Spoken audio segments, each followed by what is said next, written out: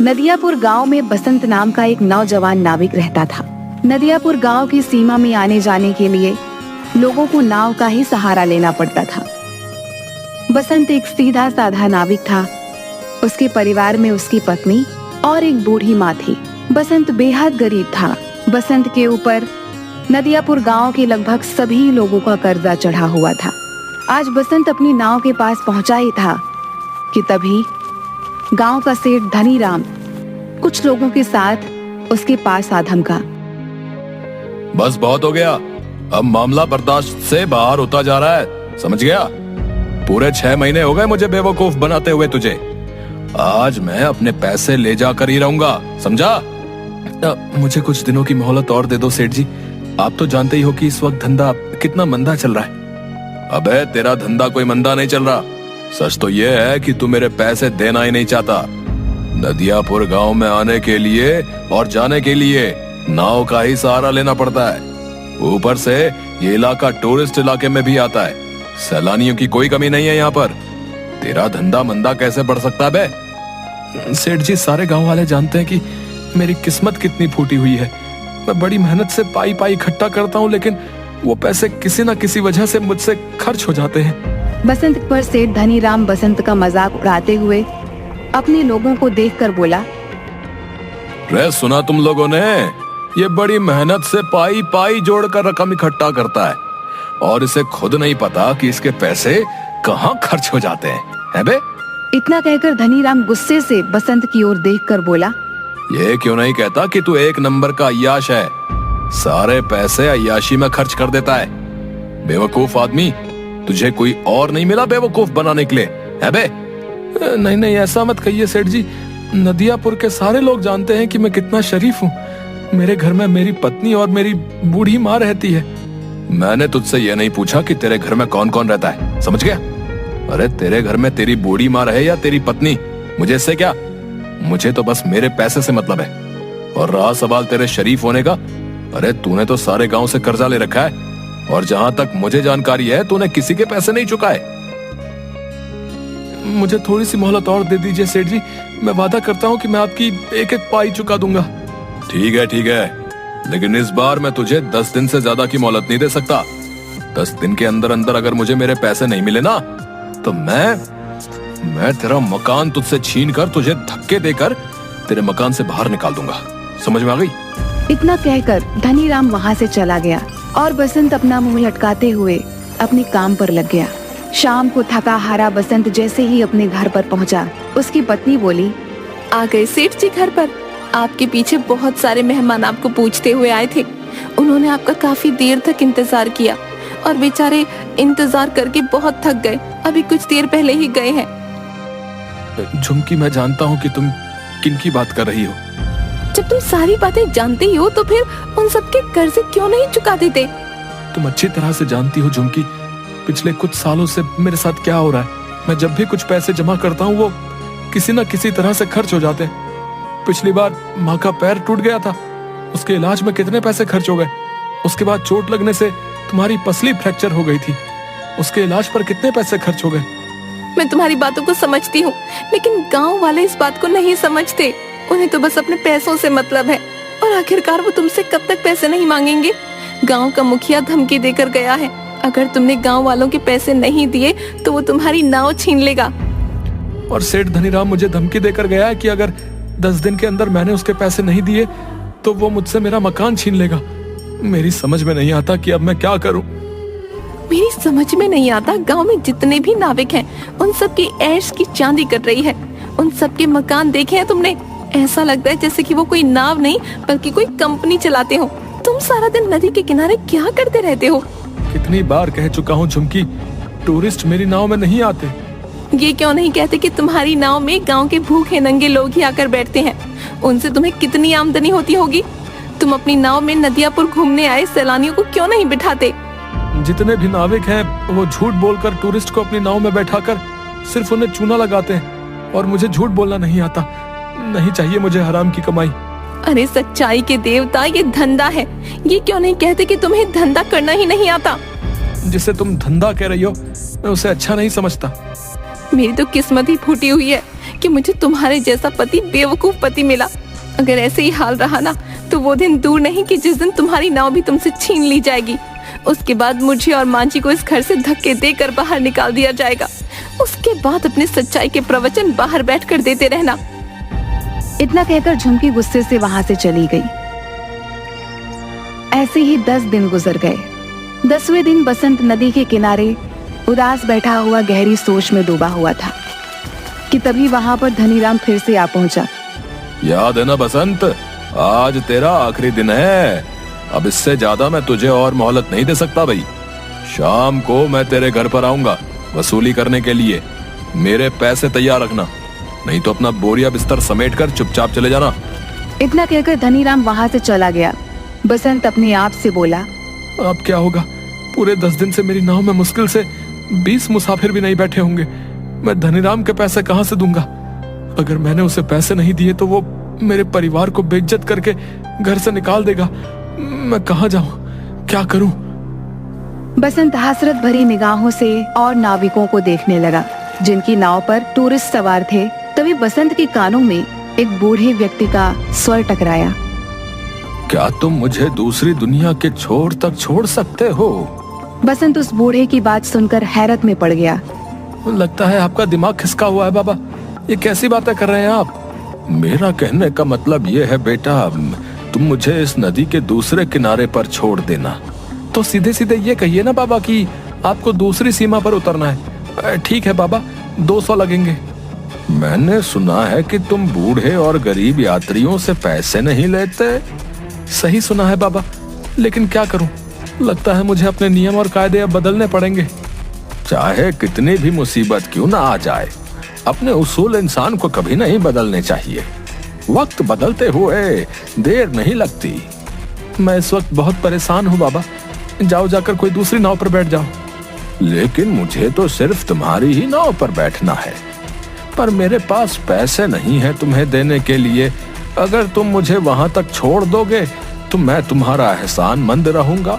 मेरी पत्नी वहां पर इंतजार कर रही है।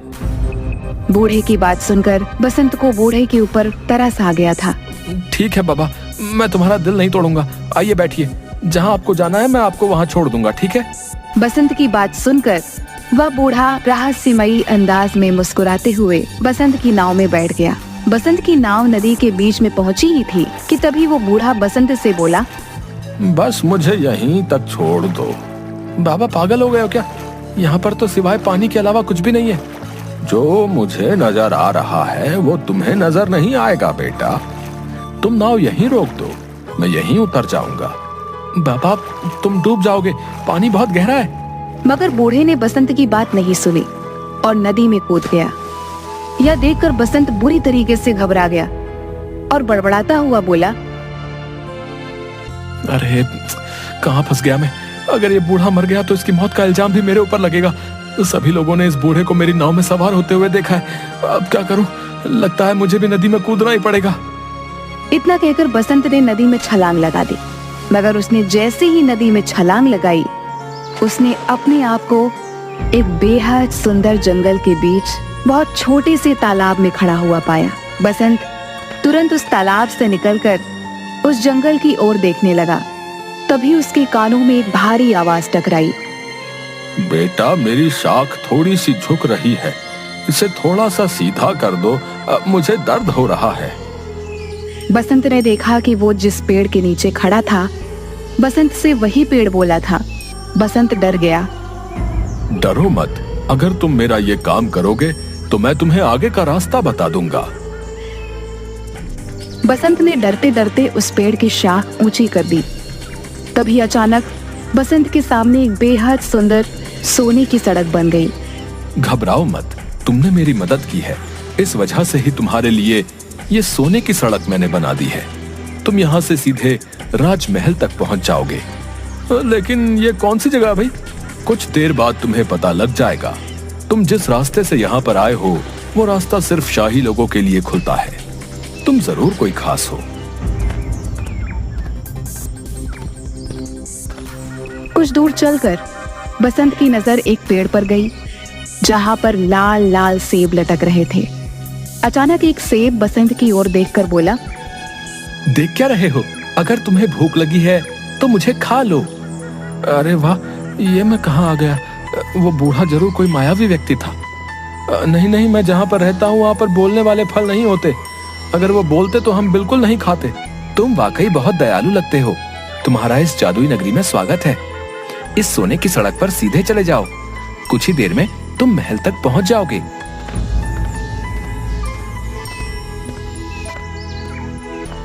कुछ ही देर में बसंत एक आलीशान महल के सामने पहुंच गया। तभी उसके कंधे पर पीछे से किसी ने हाथ रखा। बसंत ने देखा तो सामने वही बूढ़ा खड़ा उसे देखकर मुस्कुरा रहा था। कौन हो तुम और ये कौन सी जगह है? अचानक वह बूढ़ा एक बेहद सुंदर राजकुमार में तब्दील हो गया। ये सारा का सारा राज्य मेरा है। तुम पृथ्वी पर नहीं बल्कि दूसरी एक जादुई दुनिया में हो। दूसरी दुनिया में? मैं कुछ समझा नहीं। दरअसल नदियापुर गांव की नदी के बीच एक दूसरी जादुई दुनिया का द्वार खुलता है। ये एक जादू की दुनिया है। तुम्हारा महल तो बिल्कुल सोने का मालूम होता है। यहाँ के दरवाजे, यहाँ तक कि सैनिक भी सोने के ही मालूम होते हैं। सोने के मालूम नहीं होते, ये सोने के ही हैं। मैं तुम्हें बहुत दिनों से नाव में बैठा हुआ उदास देख रहा था। मैं जानता हूँ कि तुम बहुत अच्छे स्वभाव के हो और तुम्हारी दुनिया में अच्छे व्यक्तियों के साथ अच्छा बर्ताव नहीं होता, जबकि हमारी दुनिया में ऐसा बिल्कुल नहीं होता। इसलिए मुझे लगा तुम्हारी मदद करनी चाहिए। इतना कहकर वो राजकुमार बसंत को महल के अंदर की ओर ले गया, जहां पर सोने के सिक्कों के ढेर लगे हुए थे। ये सारे सोने के सिक्के तुम्हारे हैं। तुम्हारी जितनी मर्जी हो यहाँ से ले जा सकते हो और तुम जब चाहो यहाँ पर आ सकते हो।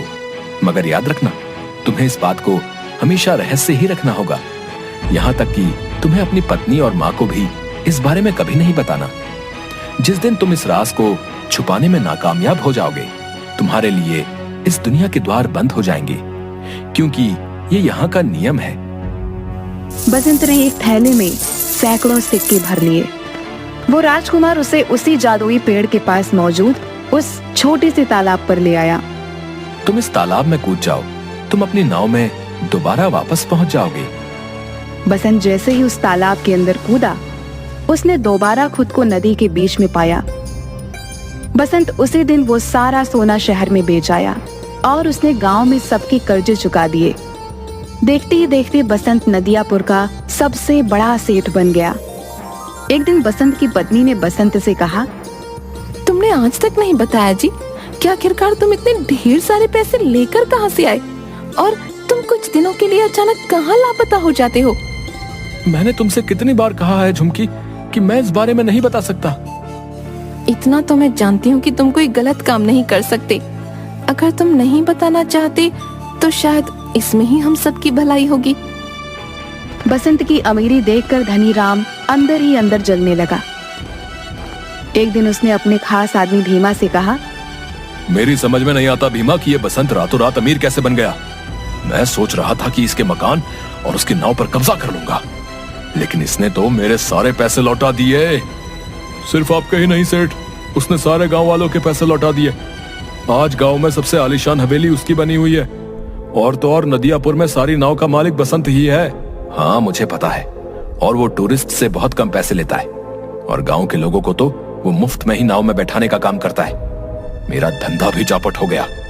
दाल में जरूर कुछ ना कुछ काला है। जाओ जाकर पता करो कि आखिर माजरा क्या है। जाओ। मैंने पता कर लिया है। क्या मतलब? कुछ दिनों पहले मैं उसका चुपके से पीछा कर रहा था।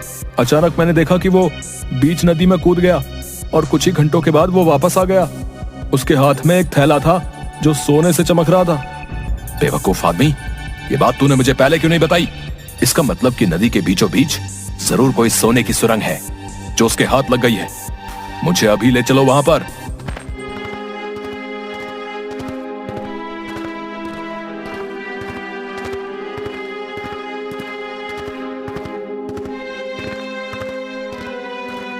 कुछ ही देर में सिर्फ धनी राम और भीमा नदी के बीच पहुंच गए। क्या तुम्हें यकीन है भीमा की बसंत यहीं कूदा था? जी, मैंने उसे ठीक इसी जगह छलांग लगाते हुए देखा था। तो फिर देर किस बात की है भीमा? चलो अब हम दोनों साथ साथ कूदकर उस सोने की सुरंग में पहुंच जाते हैं और सारा का सारा सोना आज ही निकाल लेते हैं।